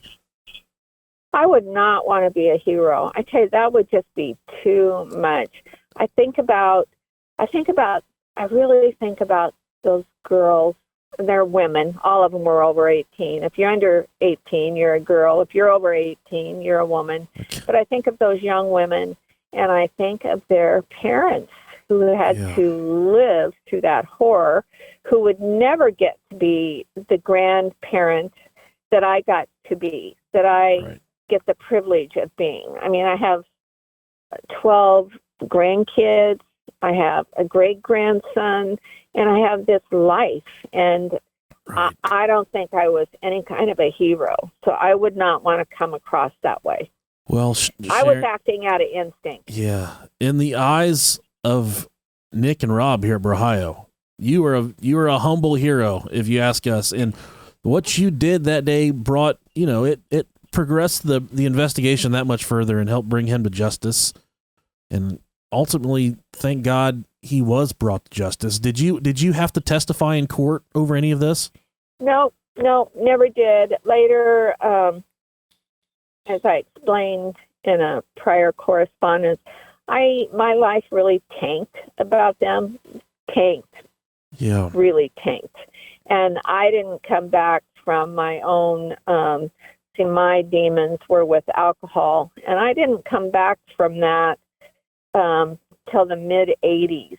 And by the time I came out the other end, I had forgotten about him. I didn't want to know any more about him. I knew he was incarcerated and would be in prison forever. Yeah. And he wasn't part of my life. And then I came to consciousness about him in about 1986 or 87, when, as a writer, my life had changed drastically. Sure. I went to a workshop at the Oregon Coast, and one of the speakers was Ann Rule, who had written a book, The Stranger Beside Me. I didn't even want to go hear her because I didn't want the subject. But my mentor, I was a new writer, she insisted that she wanted to go hear Ann Rule. So I was very reluctant and had gone along with her that day. And after Anne got done speaking about her book, Stranger Beside Me, about Ted Bundy, she held up this other book, and the book was Lust Killer, and it was about Jerome Brudos. Well, I had no idea there was a book about Jerome Brudos. None. And so I got in line, her book signing line. She had a long line, and when I got up to the front of the line, I said, I know him. Oh, wow. I know that guy. And she said, how do you know him? And I said, well, I met him in Portland State's parking garage. And she jumps up and she throws her arm around me. And she says, oh, my God, you are in my book. Yeah. So in that edition, whatever one that was, she had, I don't know how information gets passed around, but she knew that I was the person that he had attacked at Portland State's parking garage. So after that, then I read the book. It took me a while to read it, and it just staggered me. I had no idea the degree to which those young women had suffered. I mean, it's unspeakable. Really unspeakable, and which I think is a good indication. My feeling about Brudos, I mean, you only have to read about him. He had a terrible childhood. Yeah. Terrible.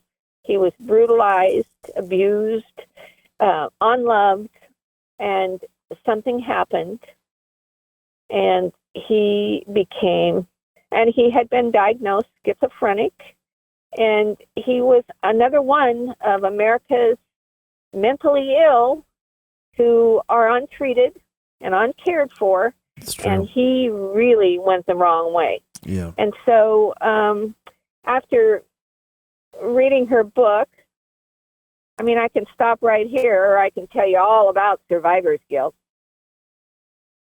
Oh no, we're anything you want to put out there for us, we'll take it. Well, by the time I read Anne's book and I was done, I thought, oh my goodness, why am I alive and these other women are dead? And I wondered how the other women, how their parents might have asked that question. Yeah.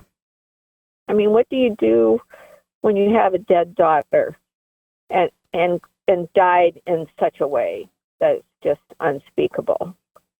It makes you really question what's evil, what's life about, right. what is all this about? Why some and why not others? So I sound pretty glib about this right now. I'm not feeling glib. I'm feeling like I don't have any answers. But in my searching and in my growing and in my sobriety, CNN took me back to that garage in the 1990s, and one of the interviewers put a microphone up to my mouth and said, why are you alive and those other women are dead? And it totally blew me away. Yeah. I just was sobbing. I was like, oh my gosh, what is this about? And what I knew is that I thought I came from a different home than those women did. From what I could read, their homes were pretty squared away. A couple of them had gone to college. I had none of those experiences. Yeah. I came from a home filled with domestic violence, filled with domestic violence. My own personal story is that my mother was raped, and that's how I was conceived. Jeez. Which is a terrible thing. So you can imagine, I'm thinking, well, my life is my pathetic life, and I survived this. But then, I mean, I felt a little bit of, I don't know, I don't really have the words for it. Yeah. What I knew was, what I knew. My grandfather made my mother marry my father, which was terrible. My grandfather was an abuser. He tortured my grandmother literally for 30 years. And I just knew when Brudos appeared before me with that gun and that look in his eye, I knew I wasn't going, because I had seen what happened to women who did. And I am not saying that my father or my grandfather were serial killers, but there was an evil that came over them Right. when alcohol was involved. Yeah. So all of a sudden I went, oh my God, do I have to thank my childhood because I'm alive? Is that what I have to do here? I have to say, okay, well, I guess it's okay. I don't know. You tell me, Rob. You tell me, Nick. Well, we're here You probably have better answers than I do. Well, I mean, I think everything happens for a reason. I know that's cliche to say, but No. Yeah. Good. Yeah. the resolve that you had that was bestowed upon you through your entire life, I think had a lot to do with what you were able to pull off that day. But I think and I think you could probably speak to the truth of this, but in that certain situation, everything that has to go right in order for you to not be taken the way the other girls were taken. I think that it takes a different type of mentality to stand up for your life like that. See, Rob worked in the county jail and I worked in the state prison for a few years, and it takes a different character to just know that your life is in peril and to stand up and say, this is, you're not taking my life. You're not taking me. I'm in control of this. And to have the backbone and the courage to stand up and say, this is not happening right now. This isn't happening. And I think that I'm ecstatic that you are here, and then we get to celebrate, the fact that you are here with us, and we get to celebrate your life. And I know that you've progressed from the stories you've told us. You've just an immense amount. You've grown as a woman and, a grandmother, like you said. And I think that all this stuff is, it makes Sharon, and it's a beautiful thing. It's a your story. You should be proud of it because you're here today, and the steps that you've taken. And I'm sure there's plenty of hundreds of people that you've helped along the way that have dealt with, similar situations, and just to be a voice for the people that have suffered from the abuse and that have suffered, being put down, to hear someone like you say, you know what, you can stand up and you can rise above it. And that's what you've done. And we're happy to have you here to tell your story, Sharon. Thank you for inviting me. Yeah. It's what I want to say about telling this story. It seems like I have a responsibility. I know that sounds probably really weird, but it's like, okay. So I can say no and just step away from this. It's like 50 years, I can step away from this. Right. But yeah, when I heard from you, I thought, well, if one other person can hear this story, and here's the story. The story is you can never escape a serial killer. If they're going to get you, they're going to get you. But the choice is, are they going to take you away? Are they going to take you away? Right. That's the remove. So I have absolutely no advice to give, even though the chances are nil to none. Yeah. There are so many other violent things that happen. I just, I don't know. I don't give advice. I'm just saying, if you are who you are and you're listening to this, just be aware of your circumstances. Yeah. It's very hard to do in the time of cell phones. We all rock around with our head down. You're right. Very true. Yeah. Very hard to be paying attention. I have 3 daughters, Very and hard. I have 3 daughters, and one of them ran into a mailbox 2 days ago, just head on. Just no. I said, "You gotta pay attention to what you're doing." She's like, "I was." I'm like, "No, you were playing Candy Crush or something on your phone. You weren't paying attention." But smack right into a mailbox. But you were. I know. You're very right, Sharon. I know. Yeah. It's hard. And just in closing here, he passed away in 2006, and I'm not sure where you were at as far as I'm sure you've lived in Oregon your entire life, right? Most of the time, yes, Okay. most of the time. Do you, I was in Portland and knew when he died because, of course, it made the local papers. He had been in the Oregon State Penitentiary longer than any other inmate. He was Yeah. senior. Yes. do you remember like that moment that you read that Jerome Brudos had passed away, or was it like a deep moment of reflection at that point, or do you remember that moment that you found out? I do remember, and I do remember thinking, oh, my gosh, he can be at peace. Yeah. He can be at peace. And I'm not sure he ever really found peace being alive. Just by coincidence, I went to a reunion of people that were older than me. And one of those people at that reunion retired from the Oregon State Penitentiary. So help me. I could not believe this story. And he was in charge of the mail room. And he talked about how Brudos continued to send away for catalogs Jeez. on women's shoes. Yeah. So he was still, whatever his fantasies were, Yeah. Well, we can only hope that some people would death argue that allowed him. some people would argue that he didn't deserve peace. That's not for us to play judge or jury or to play God at that point, but that just speaks volumes about your heart and about your ability to, to say what you said, and that you hope that he was at peace at that point. And maybe a lot of other people said, okay, he's not breathing the same air we're breathing, and so now I can breathe easier. Yeah. That's kind of how it's like, okay, so he's not breathing the same air that we, the victims, breathed. Right. We, and the parents especially, they were the victims. It wasn't just women, it was the families and the sisters too. There were sisters. Yeah, that's the hardest part. I couldn't imagine being a parent and going through something like that. It'd be like the worst thing ever. I would lose my mind. It would be the end of my heart. Yeah. Well, Sharon, thank you so much for joining us. Thank you. You are an incredible woman. You are an incredible soul, and we are so happy to share this half an hour with you. We can't thank you enough. And like you said, you don't want to be known as a hero, but here at Brohio, you are a humble hero, and your story is going to be heard by tens of thousands this week. And I hope that I hope that someone can get something from your story. If people want to reach out to, I know I emailed you. Is there and you have a book out?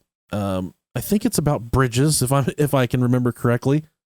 You got it. What's that book?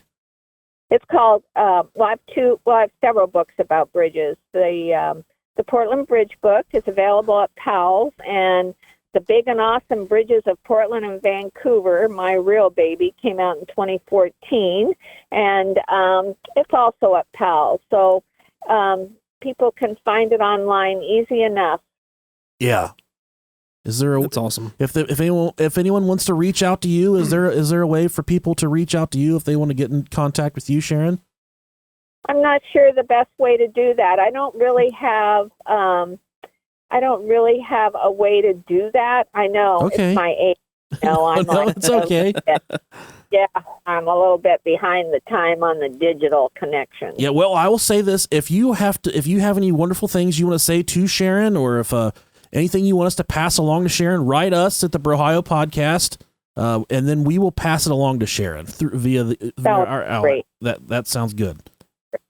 Yep, this is to all the survivors. Yes, ma'am, and thank you so much for talking to us, Sharon. Thank you for your time. Thank you so much. Welcome. All right, enjoy your walk, because you're about to take your walk now, right? I'm heading out now. All right, you give that pup some love for. I think you're taking the dog for a walk, right? Nope, just me. Just you? I thought I heard a dog barking there for a second. Yeah, the dog's home taking a nap. That was another dog. Have a good rest of your evening. All Thank right. you. Thank you. Bye. Bye-bye. Bye. What an absolute sweetheart. Absolutely. She's the best. Yeah, that was a good interview. And I can't Thank you. imagine what she carries a lot on her heart, and she carries a lot on her mind. Yeah. And I'm thrilled that she shared that with us. Absolutely. And I would go to say with what she was saying about the childhood thing, I would say that, you know, her being in a rougher, you know, home life growing up, that could have prepared her for that situation because, you know, her senses could have been on higher alert. It could have, and she just wasn't afraid to say, like she said, right, not today, not me. You're not, this isn't what's going to happen because I'm not going to be like them. You know, I'm not going to live my life in misery, you know, essentially. Yeah, it's wild. She said that, you know, we're not doing it. Not today. God, I love her. I know, me too. She's the absolute best. She's great. She is. Well, thanks for tuning in for this episode of the Brohio podcast. Thank you guys so much. It's one of my most favorite interviews we've ever done. Absolutely. So we'll catch you guys next time. We love you.